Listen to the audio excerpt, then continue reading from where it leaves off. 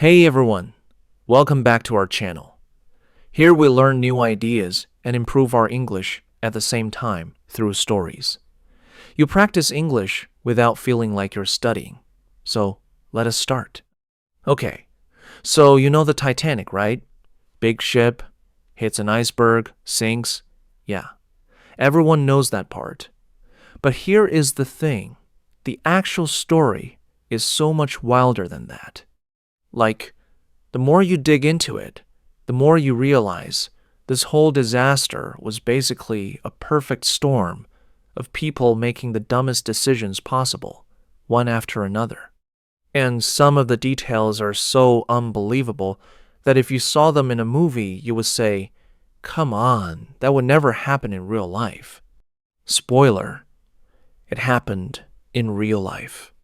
So let me walk you through the whole thing, how it started, what went wrong, what people found at the bottom of the ocean 73 years later, and why people are still arguing about it today. Because yes, people are still arguing about it today. First, let's talk about why the Titanic even existed. In the early 1900s, two big shipping companies, White Star Line and Cunard, were basically in a war with each other. Not a real war, but a my ship is bigger than your ship war, which honestly sounds exactly like something rich guys would argue about.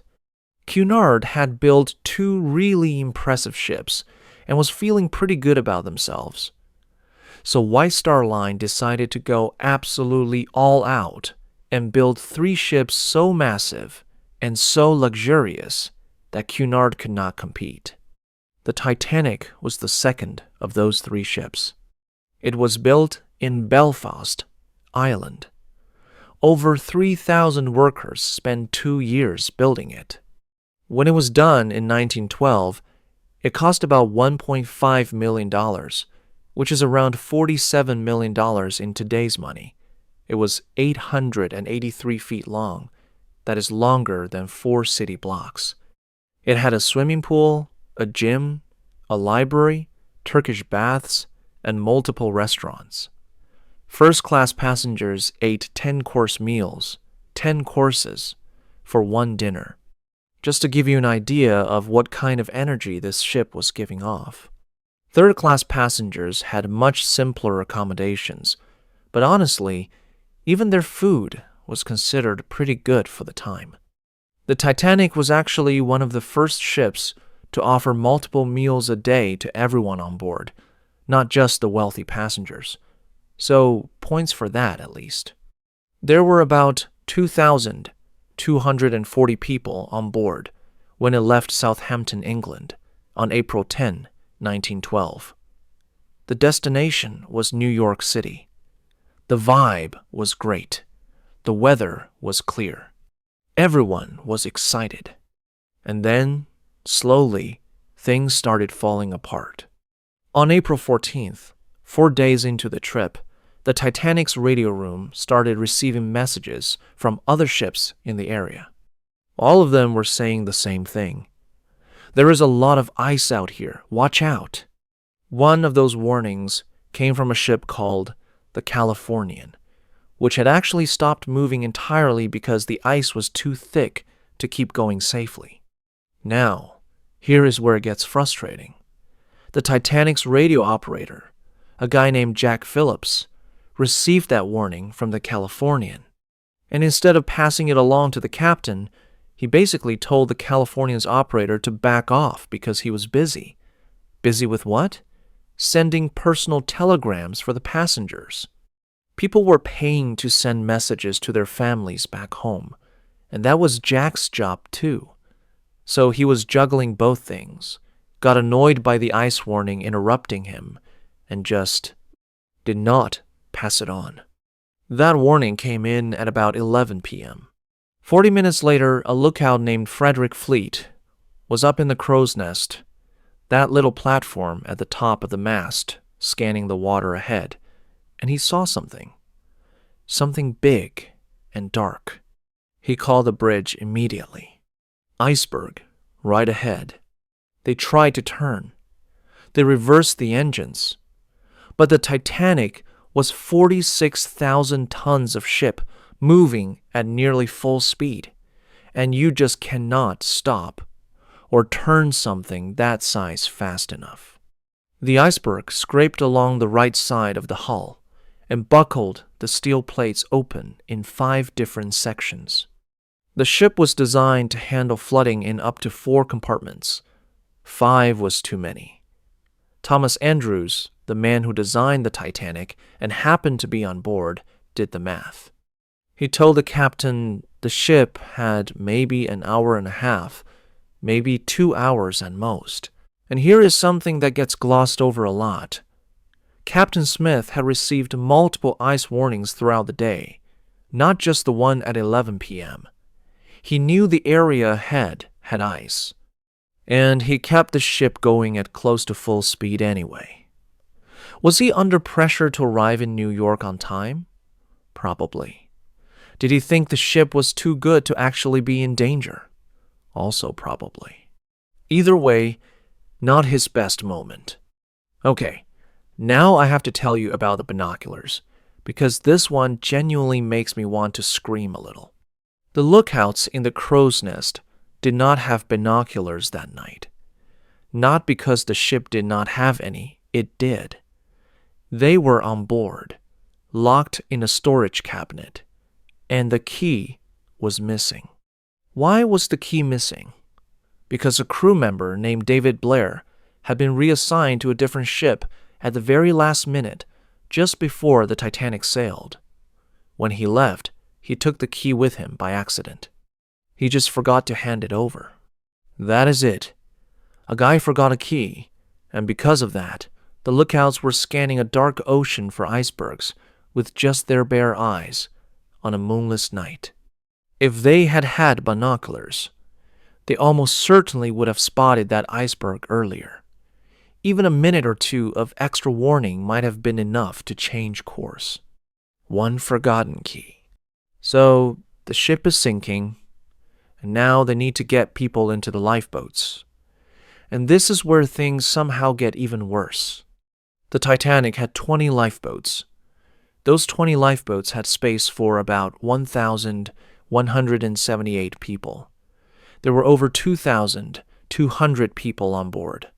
So even if every single lifeboat was perfectly packed, there still was not enough room for everyone. But it gets worse because of the chaos and confusion. Almost every lifeboat was launched way under capacity. Some boats that could hold 65 people left with fewer than 30. One boat reportedly left with about 12 people in it. 12. Why so few lifeboats in the first place? Because the law did not require more. The safety rules at the time were written for much smaller ships, and no one had updated them to keep up with these new massive ocean liners. And since the Titanic was supposedly so safe, everyone just kind of shrugged and moved on. The original plan actually called for 64 lifeboats. Then that got cut to 32, then cut again to 20. One of the reasons reportedly given for reducing the number was that too many lifeboats on the deck would make the ship look cluttered. They wanted it to look clean and elegant. Clean and elegant, while people drowned. Now, while all of this is happening, people are scrambling for lifeboats, rockets are being fired into the sky as distress signals, there is another ship sitting just a few miles away. The Californian. The same ship that had tried to warn them about the ice. People on the Californian could see the distress rockets. They could see a large ship in the distance. But their captain, Stanley Lord, decided not to act. He said later that he was not sure what he was seeing. He said his radio operator was asleep. He waited. By the time the Californian finally started moving, the Titanic was already at the bottom of the ocean. Most experts believe that if the Californian had responded right away, it could have reached the Titanic before it sank and saved hundreds of extra lives. Captain Lord spent the rest of his life saying he made the right call. Not many people agreed with him. The ship that actually came to help was the Carpathia, which was farther away but turned around immediately and rushed through ice in the dark to get there. It arrived about an hour and 40 minutes after the Titanic went under and rescued 710 survivors from the lifeboats. At 2:20 a.m. on April 15, 1912, the Titanic was gone. About 1,500 people died. The water was around 28 degrees Fahrenheit below freezing. In water that cold, a person can lose consciousness in about 15 minutes. Most people did not drown. They froze. A few things from that night that are worth knowing. Benjamin Guggenheim, one of the richest men on the ship, went back to his cabin after the collision, changed into his best suit, and came back up on deck. He reportedly told a crew member he was going to go down like a gentleman. He did not survive. John Jacob Astor, the wealthiest passenger on board, helped his wife into a lifeboat and was then told he could not get on himself. Women and children first. He stood there and watched the boat lower into the water. His body was found floating in the ocean a week later. The band kept playing music while all of this was happening. Survivors said the music was actually upbeat and calm. There is a famous story that the last song they played was a slow hymn called Nearer, My God, to Thee. But one survivor, who was near the band until almost the very end, said the music was cheerful, and he did not recognize any of the songs. Nobody knows for sure what the last song was. But either way, those musicians kept playing while the ship was going down, which is either the bravest thing you have ever heard or the most surreal. After everything, 2 official investigations happened, one in the US, one in the UK. Both found basically the same things. Ship was going too fast. Ice warnings were ignored. Not enough lifeboats. The ones that existed were not filled properly. The safety rules were outdated. A lot of bad decisions. A lot of people dead. The Titanic then sat untouched at the bottom of the North Atlantic for 73 years. In 1985, a researcher named Robert Ballard finally found it about 2.4 miles underwater, roughly 400 miles east of Newfoundland, Canada. And what he found was not what most people expected. The ship had not sunk in one piece. It had broken in half on the way down. The front section was sitting more or less upright and was still recognizable. The back section was badly twisted and mangled, and spread across miles of ocean floor between the 2 pieces was just everything: shoes, luggage, dishes, wine bottles, a 1,912 car, thousands of personal items from people who never made it home. The discovery answered some questions, but opened up new ones. Scientists who studied the wreck found that the metal rivets holding the ship's steel plates together had high amounts of something called slag, basically impurities in the metal that make it weaker and more brittle. So, the ship might not have been built with the best quality materials available. Whether that was a cost-cutting move or just the limit of technology at the time, nobody can say for sure. Then there is the coal fire theory, which some researchers take pretty seriously. The idea is that a fire had been burning inside one of the ship's coal storage areas for about 3 weeks before the Titanic even left port. A coal fire inside a ship is bad because the heat weakens the hull from the inside. Photographs taken of the ship right before it sailed appear to show dark marks on the hull in exactly the spot where that fire reportedly was. If the hull was already weakened before the iceberg even touched it, that would explain a lot about why the ship flooded so fast. And the people in charge apparently knew about the fire and decided to sail anyway because they did not want to delay the trip. So, to quickly recap what we have: possible weak rivets. A possible coal fire burning for 3 weeks. No binoculars because someone forgot a key. Multiple ice warnings ignored. Not enough lifeboats because too many would look cluttered, and a nearby ship that watched and did nothing. Cool, cool, cool. And then there is the wildest theory of all, the one that sounds completely out there, but has just enough odd details to make you pause for a second. Some people believe the ship that actually sank was not the Titanic at all. It was the Olympic, the Titanic's almost identical sister ship. The Olympic had been badly damaged in a collision in 1911, and fixing it was expensive and complicated. The theory says the owners secretly swapped the two ships, sent out the damaged Olympic pretending to be the Titanic, and sank it deliberately to collect the insurance money. Most historians completely reject this. The evidence against it is solid, and there are obvious holes in the logic. But here is why the theory keeps coming up. J.P. Morgan, one of the wealthiest and most powerful men in the world at that time, and someone connected to the company that owned both ships, canceled his booking on the Titanic at the very last minute. So did several other wealthy people.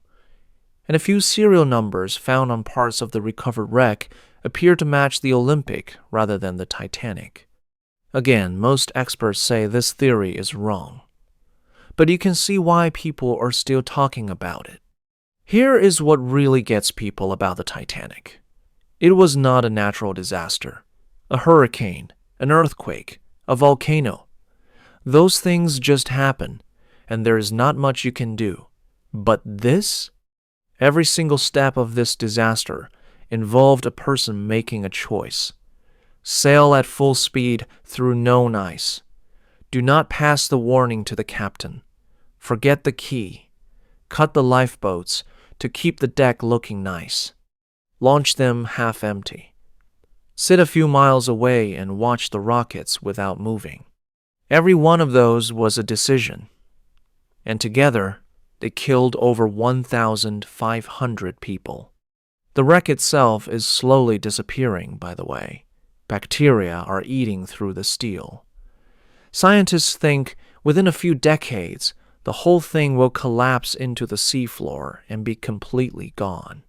But the story is not going anywhere. Over 100 years later, and people are still finding new things down there, still making documentaries, still arguing about what really happened that night. And honestly, after everything you just heard, is that really surprising? A ship that people called unsinkable, a 4-day trip, a key someone forgot to hand over, a ship nearby that just sat there and watched. Yeah, that story is going to stick around for a while. All right, if you made it through this shadowing session today, that already says something about your discipline. This repetition and consistency combination might look boring on paper, but it is one of the most powerful ways to build fluent, natural English. Keep showing up like this, and your brain will slowly adapt. Trust the process. If this helped even a little, consider liking the video or subscribing. It lets me know these sessions are actually making a difference. We'll catch up again soon. Take care. Till then.